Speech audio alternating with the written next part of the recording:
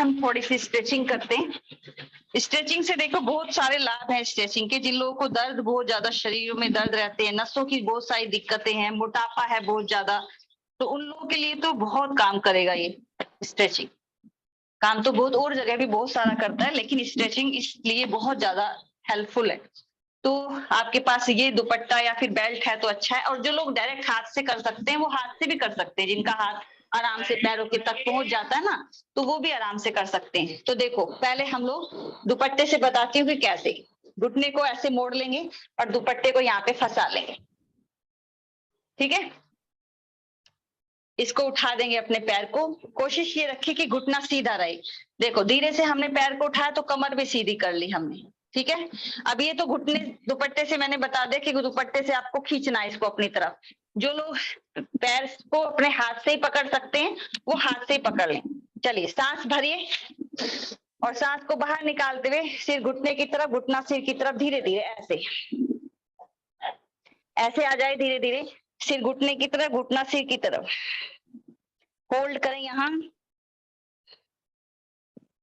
3 4 5 6 7 8 9 10।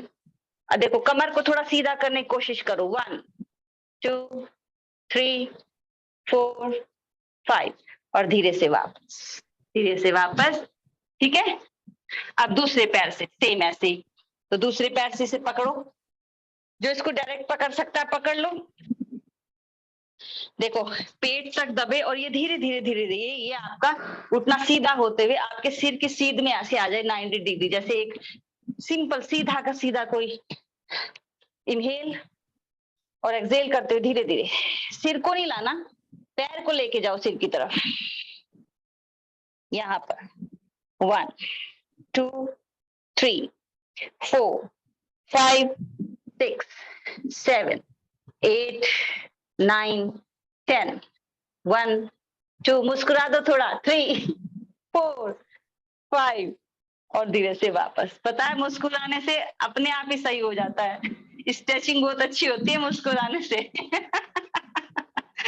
यहीं पे थोड़ा सा बटरफ्लाई में आ जाओ ये। और एड़िया ज्यादा से ज्यादा अपनी तरफ कर लो। जिनके घुटनों में दिक्कत है वो एड़िया ज्यादा अपनी तरफ ना लाएं, वो थोड़ा सा दूर करके उसको दूरी करके ऐसे ऐसे करें। हल कमर को सीधा रखना जरूरी है। ये यहाँ पर होल्ड करें, यहाँ कमर गर्दन सीधी। और देखो ये भी एक स्ट्रेचिंग है। हमारे जो हिप मसल्स हैं, हिप ओपनर भी है ये हमारा। और जिन लोगों को भी यूट्रस की प्रॉब्लम है वो जरूर से जरूर करें इस तरह की क्रियाओं को। यूटीआई की, पीसीओडी की, इनफर्टिलिटी की, जिनकी थाई बहुत ज्यादा भारी है उनके लिए भी बहुत अच्छा है ये। आपकी हिप मसल्स पर बहुत खूबसूरत सा काम करता है ये। बस आप इसको आराम आराम से करते जाइए। घुटनों को धीरे धीरे धीरे धीरे जमीन की तरफ पुश करते जाइए हल्का हल्का। और आंखों को बंद करके अपने शरीर से जुड़े रहिए पूरी तरीके से। अपने मन को अपने शरीर से लगा दीजिए। जहां भी जिस आसन का प्रभाव आपको लगता है हो रहा है तो बस वहीं पर अपने मन को ले जाओ और वहीं पर लगा दो अपने मन को पूरी तरीके से। तो शरीर और मन एक साथ रहे ताकि आसनों का प्रभाव बहुत ज्यादा बढ़ जाए आपके ऊपर। उसका इफेक्ट है, एक खूबसूरत सा इफेक्ट आए आपके ऊपर। वापस आ जाइए, वापस, ठीक है। यहीं से आ जाते हैं हम लोग। एक काम और करते हैं, रुकिए, एक काम और करते हैं हम। चलिए अभी हमने एक एक पैर से किया है, दोनों पैरों से करते हैं इस बार। तो दोनों पैरों से जो दो हाथों को पकड़ सकते तो हाथों से ही पकड़े, कोई बात नहीं। लेकिन जो बेल्ट से पकड़ना है जिसको, वो बेल्ट से। तो पहले देख लो कैसे होगा ये। देखो ये करके ना हमें थोड़ा बैलेंस पर ध्यान देना पड़ेगा। जहां हम बैठते जिब्वे से हमारा, तो उस पर वहां पर थोड़ा सा बैलेंस देखे कि थोड़ा सा बैलेंस सही बन रहा है कि नहीं।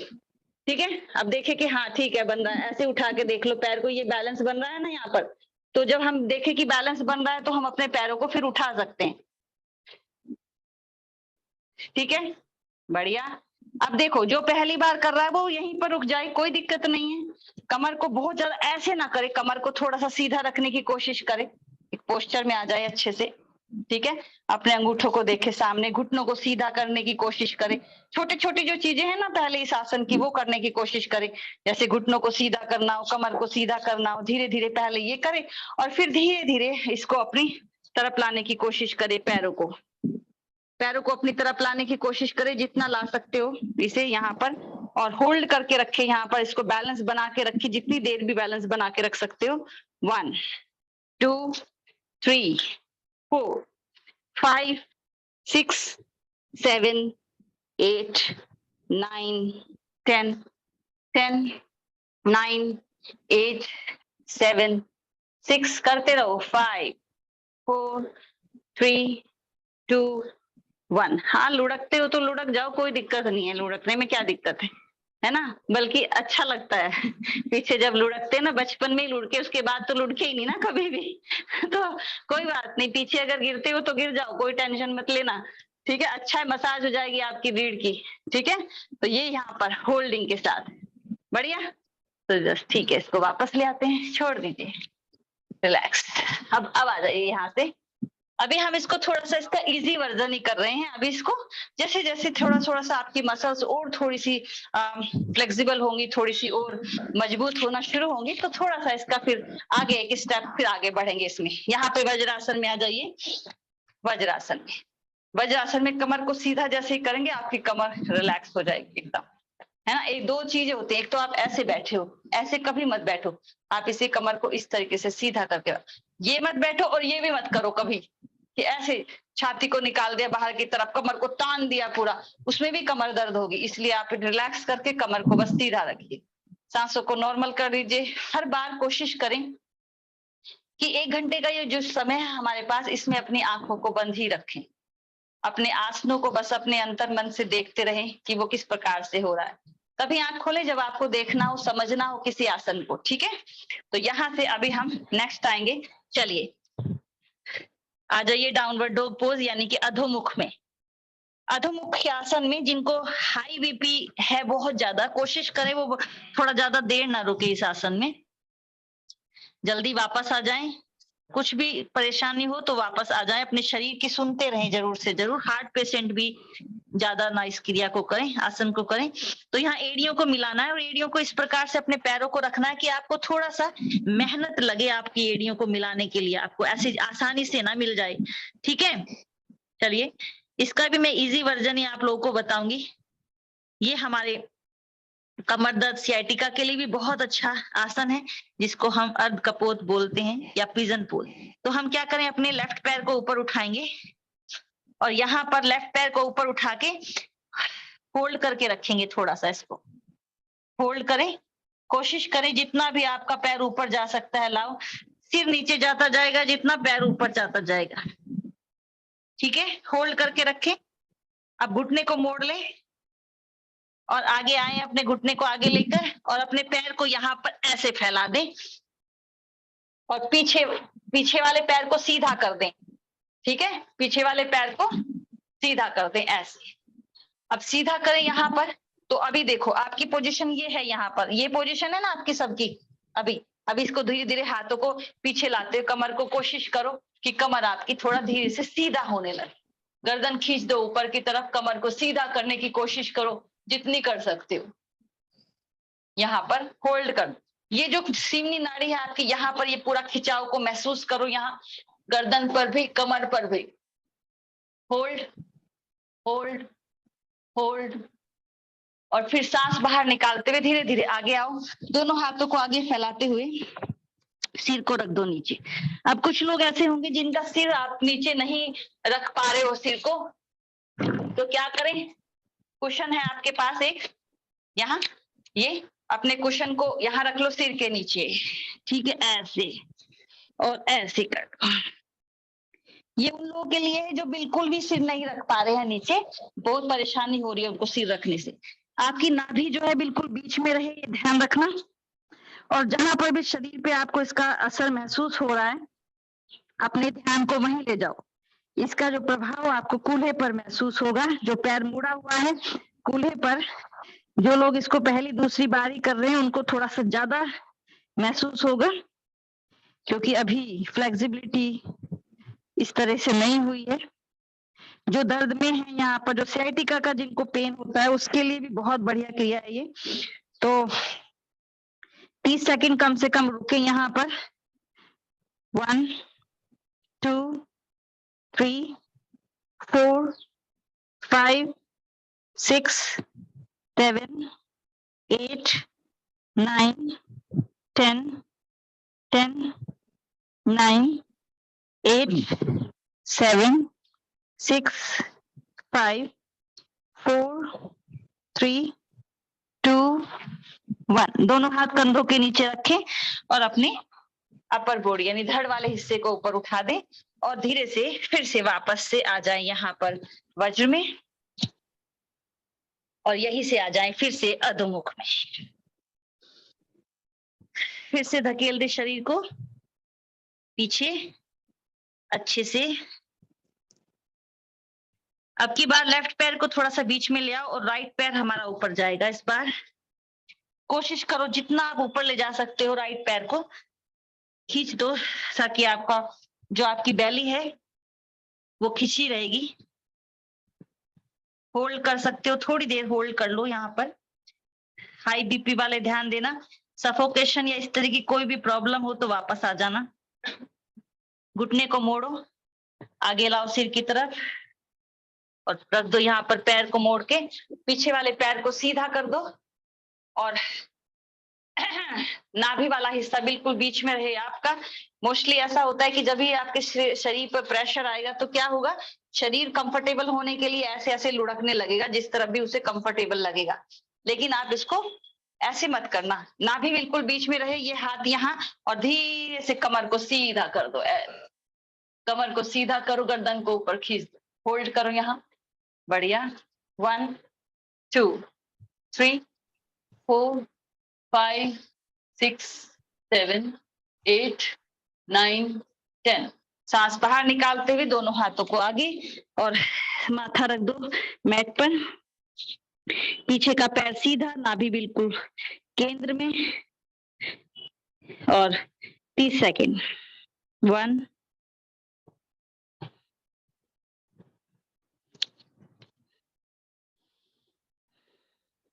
10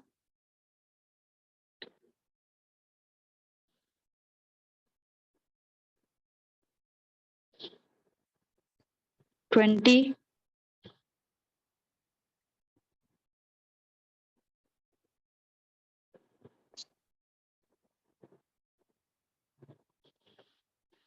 और धीरे से वापस दोनों हाथ कंधों के नीचे, धड़ वाले हिस्से को ऊपर उठाएंगे, आराम से यहीं से आ जाएंगे हम लोग वज्र में।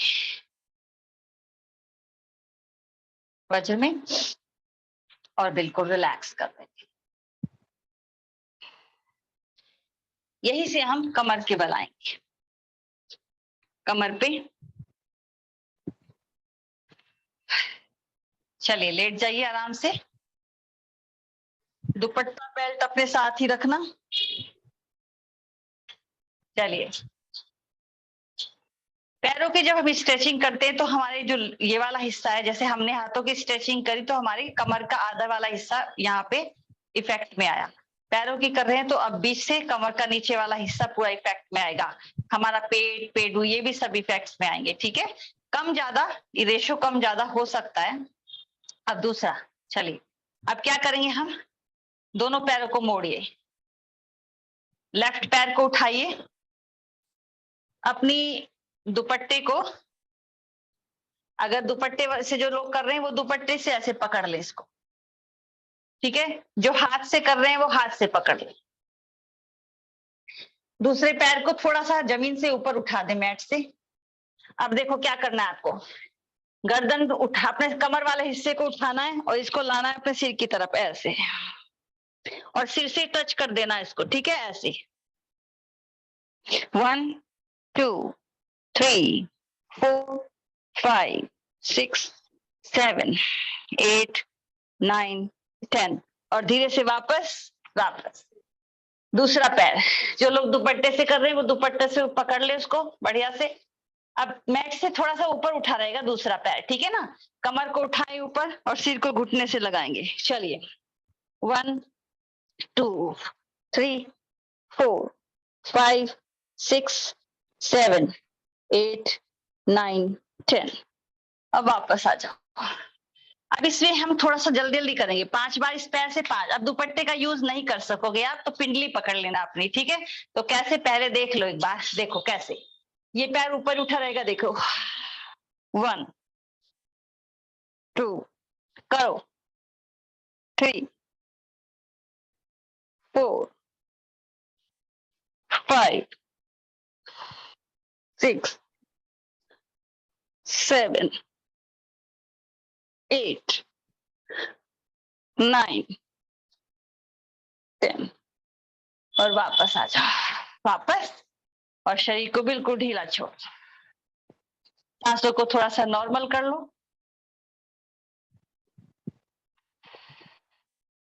कभी भी सांस जब आपको बहुत ज्यादा चढ़ा हुआ सांस हो, तेज हो रही है दिल की धड़कन, सांस फूल रहा है, तो तभी आप दूसरा आसन करना शुरू नहीं करना, थोड़ा सा नॉर्मल होने देना सांसों को, ठीक है। तो कभी भरे हुए सांसों में कभी भी योग नहीं किया जाता, थोड़ा सा रिलैक्स हो जाओ उसके बाद। चलिए नेक्स्ट। अब हम लेफ्ट पैर को ऐसे, दोनों घुटनों को फिर से मोड़ो,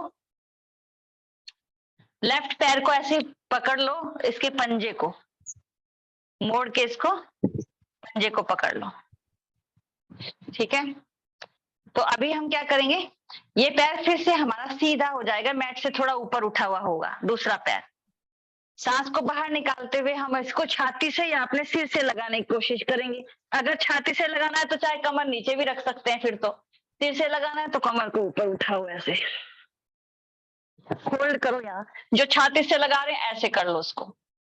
1, 2, 3, 4, 5, 6, 7, 8, 9, 10, 10, 9, 8, 7, 6, 5, 4, 3, 2, 1 और धीरे से छोड़।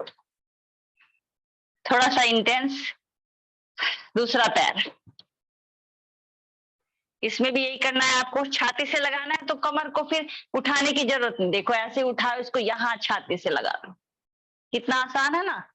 पकड़ो और लगा दो ऐसे, जो सिर से लगाना चाहते हो तो लगा दो ऐसे सिर से। चलो 1, 2, 3, 4, 5, 6, 7, 8, 9, 10, 10, 9, 8, 7, 6, 5, 4, 3, 2, 1 और धीरे से छोड़ दो।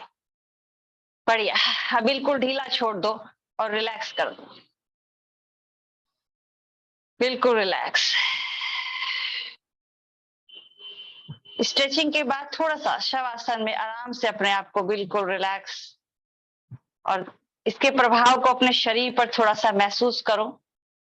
किसी की जूड़ा चोटी ऐसी यहाँ पर तकिए की तरह, उसको जूड़ा चोटी को यूज नहीं करना, उसको ढीला करके छोड़ देना, ठीक है, ढीला कर लेना उसको।